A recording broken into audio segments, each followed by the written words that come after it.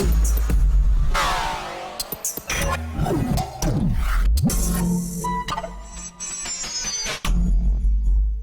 Ebro in the morning. Laura Styles on hiatus. We got Scotty Beam. We got Rosenberg. And today on the show, never expected to be doing this. Cat Stacks is here. Hey, Cat Stacks. How are you?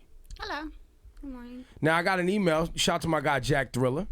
It said, hey, do you want Cat Stacks on the show? She feels like she should be on Love and Hip Hop New York. And I know Love and Hip Hop New York is the big talk, so anybody watching, listening right now, because of Love and Hip Hop New York being the big talk and you having some issues with Cardi B being scorching out here, I wanted to give you, I wanted to hear this, how you feel like you're the original, you should be on the show. Is that the premise here? Is that what this is about? I never said I wanted to be on the show on Love and Hip Hop New York.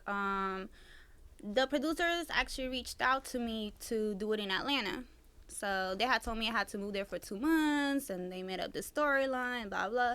And it never happened because I didn't want to deal with my ex, and plus they weren't going to pay me. They said I'll get enough publicity to get bookings and sell my book. And it just never happened. So I, let it go because different show with producers hit me up for something later on next year. Mm-hmm. So I didn't care. And then I guess I had a drunken rant one night when because every time Cardi B makes a video or something, everybody tags me on it and reminds me of the old persona that I used to have in 2009, 2010, which the immigration judge said I can't make videos anymore. So I just had a drunken night one night and I just posted, oh, Cardi B wanna be me so bad, and he went on from there. I think there's a difference between you and Cardi B because, I remember you for being the woman who just talked about having sex with different rappers or artists or whatever it is. And I think Cardi B is just a stripper who, thoughts and has no problem talking about being a hoe. I thought there was a difference. Is there a difference? Well, I think earlier we were talking about Cardi B's more of a comedian. Well, she's trying to be funny. She makes fun of her She clearly wholeness. seems to be trying to make a joke. That's what it seems to me. Were you joking? Did you? Well, Worldstar Hip Hop actually testified in court that it was all publicity stunts and it was all fake web reality show for his website. So back then, I used to just wear wigs like Cardi B wears now, and I used to have a fake annoying voice, and it was kind of like comedy. So you were trying to be funny? Yeah, it was just like comedy on the website 5-6 years ago. And I guess the way they see her now and me, everybody always texts me, tries to compare us on Twitter or Instagram. And I never really paid attention because it was just on Instagram. I was like, oh, who cares? Mm. But then she ended up on Love and Hip Hop, which I was going to be in the Atlanta one. And then that's when the drama started. So you said extort. Well, yeah, you would talk about having sex with different rappers or but I also release Bud B's number or stuff like that you did. No, but it was all mostly just funny. And the rappers who argue with me back, it was just a fake. For attention. Yeah, no, I was getting paid for it by Worldstar. So it's for money. Yeah. So you did or are or were a prostitute or did, is that true? I used to work when I was underage. Yeah, I wrote a book about it. When you were underage? Yeah. Yikes. That was in Venezuela, right? No, that was here. Okay. New York. Okay. Oh, in New York City. Wow.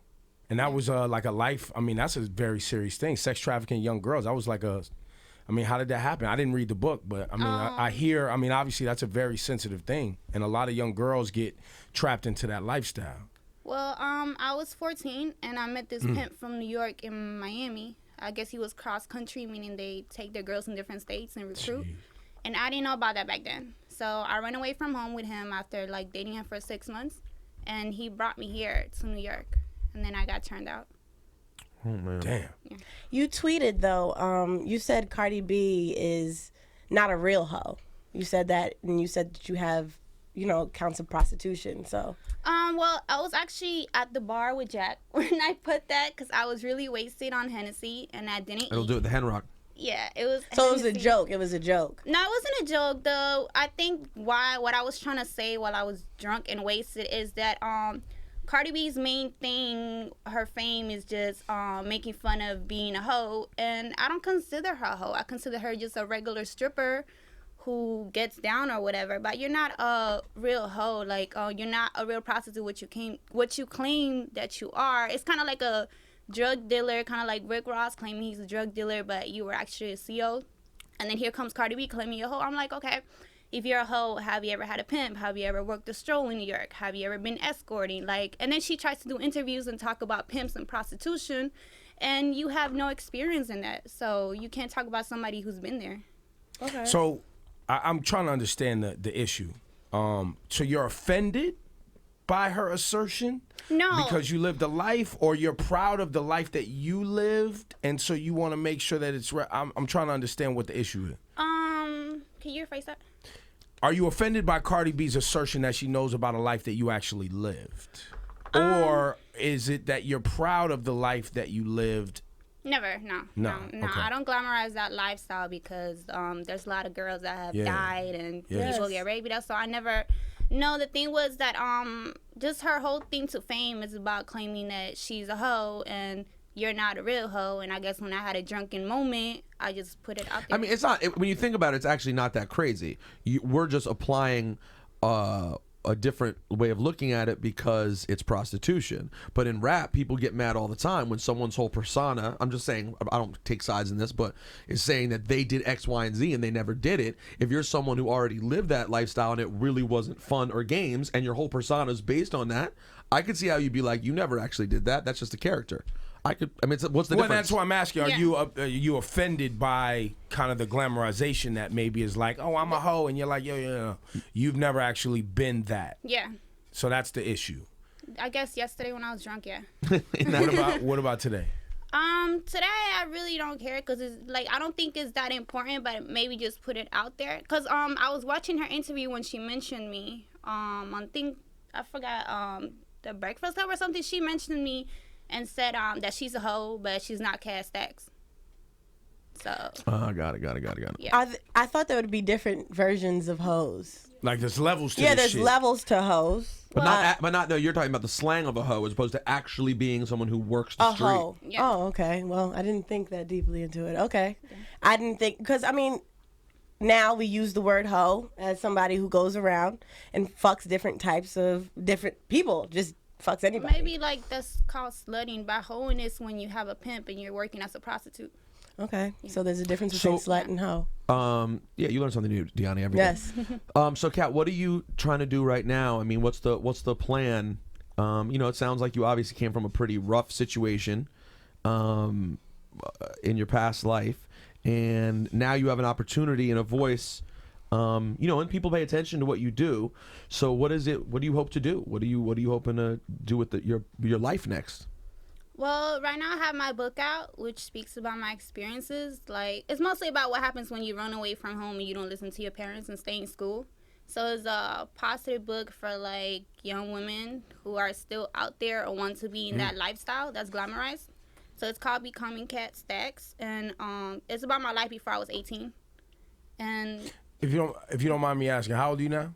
26. 26. And when did we first? How old were you when you were on World Star and all 19. that Soldier Boy? So you was 19. Yeah. And during that time, it would seem that I want to say you were extorting those rappers, like, yo, because you knew they were in other relationships. You put out video, put out the information, and hopefully you was making some money. Was that the motive then? It was scripted. Everything was by Worldstar Hip Hop, and he testified in court in a statement of that to the judge. So as a result, do you not have bad relationships? Like those artists who were seemingly mad, do they not hate you? Like it's not an unpleasant situation for you? Well, most of them were in on it for publicity. Wow. I didn't know that.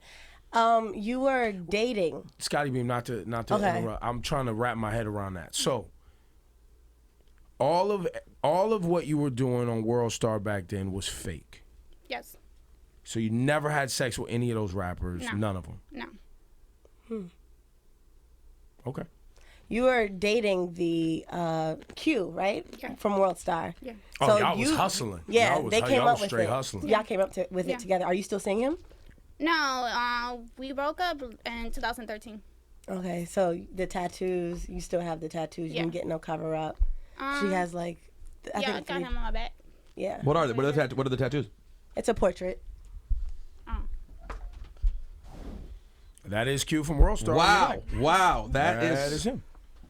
He's right there. It's like he's in the room with us. We could do an interview with him right now. Just put the microphone up to our shoulder blade. Nah, not so much. All right. So you have this book. Now let's talk about immigration. You were in court and they were going to deport you? Yes. And why? Because of the videos on World Star. They said I was promoting prostitution and I was supposed to be a victim since all my charges was when I was underage. And you were in jail for 2 years, right? Almost 3. 3 years. Wow. So for prostitution? Yeah. No, because they changed the laws for immigrants in 2009. So if you were convicted in the past and you weren't born here, it doesn't matter if you have a green card, citizenship. You got to go through deportation. Back. Yeah. So I had like gun charges, prostitution, and other stuff. And how did you end up staying? How did you end up not being deported? Because everything was on file when I was underage. Like the FBI had my case, the National Children's Exploitation Center, missing children's report. So my family brought all the evidence that, look, she's a victim. You can't charge her. She was underage. And Q testified for me saying I wasn't going to make any more videos. And they released me and gave me a green card. So what is the deal with like? I was gonna go for the Donald Trump joke and go, yo, maybe we do have immigration problems. That's not. I like that. Unnecessary. I think you're doing great positive work now. She's in the right direction. Yeah, you're heading in the right. Kat, what is the deal with your parents? Why did you end up in a situation where you were even wanting to run away with some strange man at 14 years old? Like, what was the situation? I'm sure you write about it in your book, but what was that situation? It couldn't have been good. My mom was just never home. She was always working. So, like, my uncles and my grandma raised me, and they were just... I was never sexually abused. I was just physically abused. Like, if I drop rice on the floor or something, I'll get, like, a punch to the face and stuff like that. So, I met this dude who was charming, whatever. You know how pimps are. And I was young. I was a rookie, so I didn't know. So, he just, like, charmed me and lured me in, and I ended up running away. It ended up being worse than my uncles. And did you end up, when you ended up working for him, did you end up getting physically abused then as well? Yeah, pimps are terrible, especially New York track gorilla pimps. They're the worst. What does that mean? Excuse me? Yeah. New York track gorilla pimps, like the ones that work on the Blade here in New York. They're like... Where's the Blade? Is that an area?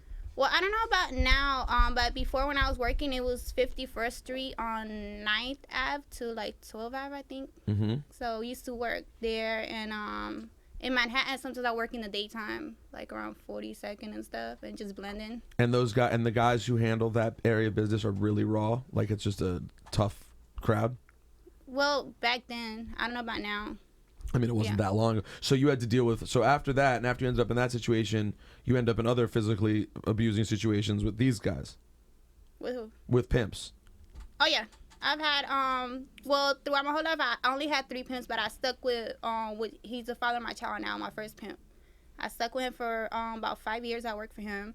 And my second pimp, he's actually doing 27 years in Arizona now for strangling one of his minors, one of his prostitutes. And the third one, I don't know what happened to him. I know the feds raided his house, and he just disappeared. So are you completely done with that lifestyle? Yeah, Q actually took me out of that lifestyle. How did you meet him? In Atlanta, through Jenna Shea, model. She introduced me to him, and he just told me that he'll take care of me, and I don't have to be a stripper or have a pimp or work anymore. And I was just like, he's kind of like a sugar daddy. I was getting deposited every month and working with him. So he was helping build your name up and looking out for you, taking care of you. Yeah. Are you engaged now? No. So you're just wearing, the ring is just a ring for fun? Yeah. Okay. Just curious. Just for fun. So, and do you feel that you're in a better place now, health-wise and mental health-wise? Because you went through a lot. I mean, that's... listen, I know it was all fun and some of the stuff was planned, but no matter what, we can't get around the fact that your life has been, I mean, with all due respect, a fucking mess. There's been a lot of bad shit. There's a lot of rough shit to handle. So do you feel that you're in a better space right now? Yeah, it was actually good when I got locked up because I got to go through, what's it called? Like therapy, like twice a week. And medication and stuff, and kind of like sobered me up and made me. I was like, gonna ask about the drugs. Yeah. You were doing a lot of drugs back then? No. I only drink Hennessy. Like the pimps back then that we had. I don't know about now. Now they probably give their girls drugs and stuff, but they don't let you do drugs. You can't drink or do nothing. You gotta be sharp and on your toes, especially when you're in the street and it's dark. Did you ever have any bad situation with Johns who were dangerous as well? Yeah. That must be a scary That must be a crazy and scary situation. Yeah. What was the worst thing that ever happened? Let me see. I don't think nobody's worse than pimps though. Really? Yeah, like the worst situation I had was I got kidnapped by these 2 pimps in Miami. What they were trying to get at another pimp or something, or? No, they just long story short, they just found me drunk in the street. It was like New Year's or something, and they had just like picked me up and took me to the hotel, and I wasn't allowed to leave. And when I found cause if you you gotta pretend like you have to work for them and be cool, like you're gonna choose up with them, and then they might let you go. So when they put me down to work on South Beach, they had the door unlocked, and I ran off. So you had to play it like, oh no, I'm fine being here with you guys. I'll go out and work a little bit, and then you just took off. No, they didn't want me to work. They didn't trust me to go outside and work. They was gonna take me to somebody to go work, and they had the door exchange unlocked you for money. But they had the door unlocked, and I ran off. Whew, that is a fucking adventure. So now that you've grown up, you have a book out. What's next? Like, are you going to talk to kids or women who have experienced the same thing and want to go in a different direction, the wrong direction, now that you're trying to do the right thing? I've been trying to do that, but ever since me and Q broke up, he's been really annoying with the book situation. So we're fighting legally because he put out another book, his version, just bashing me on World Star and talking crap. So he doesn't let me really sell my book. He flags me and tells people it's illegal, and he's just a psycho. So I'm still fighting with him right now legally. And then I have a show coming up in February of next year, but not allowed to talk about it. But that's it for now. Okay. So your main means of paying your bill would be this book. I'm only selling it online because he's selling the other book everywhere else on Barnes & Nobles and stuff, and he won't let me sell mine outside. And I mostly make it hosting events and stuff in Miami. But what do you mean he won't let you? Because you don't have to go buy everything he says now. Because we have a contract. Yeah, the contract for the book, because when they were together when you did the book. Okay. Yeah, that's how. That sucks. That's kind of how that goes. That's not a fun situation. No. Well, look, this was very interesting. I didn't know that the stuff you were doing back then was fake. I didn't know that. I didn't know that your angle and I guess irritation with Cardi B would be that she's claiming to be a hoe and you really lived that lifestyle, and you want to make sure that people know that that's not a lifestyle to be glamorized. Is that correct? Yeah, correct. I mean, it doesn't sound glamorous. It sounds pretty terrible. But I mean, you do hear that, you have the thoughts on Instagram, and you have people, claiming to be hoes and living these lives of, hanging out with drug dealers and ball players and having tricks and all of this life. You live this life, and this irritates you to see this now. Or, let me ask you this. Is it because of the immigration issue that now you have to go out and say that you're irritated by this lifestyle? Just asking. I think you are irritated by people's notion that they're hoeing, but just asking, just to be fair, are you doing this because it's something that you have to do because of your case?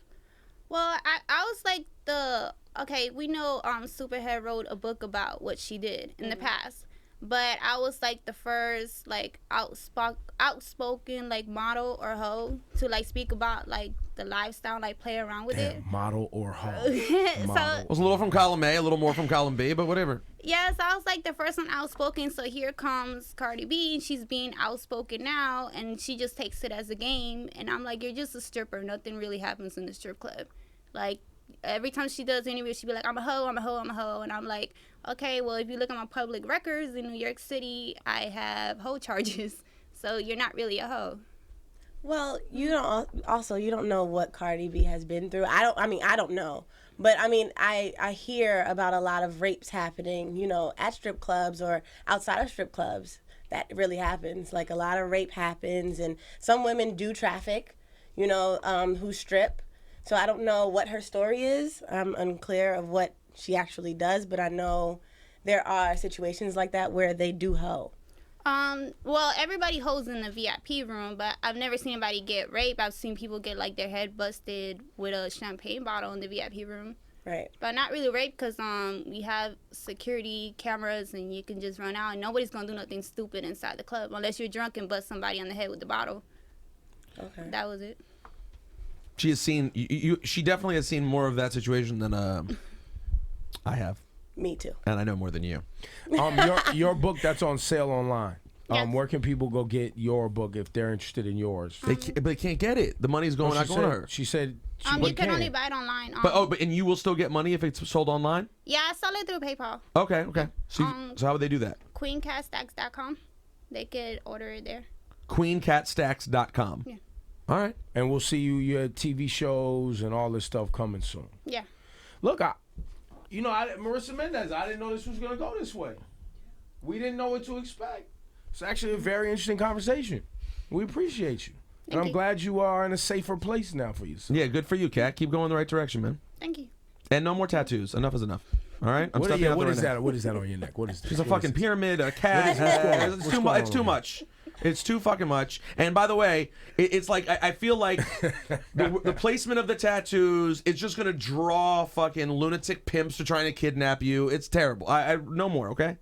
Well, pimps don't actually like tattoos because you don't make money with tattoos. Oh really? Yeah. Oh, so is some of this tattooing you knew would keep motherfuckers away from you? I got them after I got out of the lifestyle. I don't know. I always liked tattoos, but you couldn't have tattoos back then. Because when you work, like, you don't make money and you look like a hood rat and you want to, like, attract the higher clientele and stuff. Right, so they want to feel that they're classy, so they don't want the girl with the tattoo. Yeah. Like, I may be getting a prostitute, but And damn she it. might be underage. Yeah, no. And she's a 15-year-old prostitute, but no tattoos. I draw the line. Yeah. Well, anyways, Kat, one last thing before we let you go. Can you notice when can you eyeball a young girl and know when she's in a life? Yeah. Would you ever consider, do you ever step to these young women and say, hey, I know what you're doing, like, you don't have to do this, or do you mind your own business? Even if they're young, they're good. They're still dangerous because now they're turned out. Say that again. Even if they're young, they're still dangerous because now they're being turned out and brainwashed. So they're probably trying to do something evil to you if you try to step to them or try to, like, set you up with Or their try to parent. help them. If you try to help them, they're going to try to get you. Yeah, they'll either try to hurt you or either not listen to me. Now, I will talk if there's, like, if they approach me for advice, like, I want to leave, because a lot of them approach me and be like, oh, I want you to be my pimp, or can I come live with you and all that stuff, and I don't have, like, a safe house or something for them, so I just give them, like, the child of the night numbers, or because they'll get you a flight and, like, help you out. Child of the night. So people will reach out to you through social media and say, like, I'm doing this, I'm doing that. And Or, yeah, social media, or, like, when I go to a club, Or to a club. hanging out, they come up to me. all right, well, good for you. That's a good way to do it. Very interesting. Hey, Kat, thank you. Thanks for your time, man. Good luck with everything. QueenCatStacks.com. Thank you. There you go.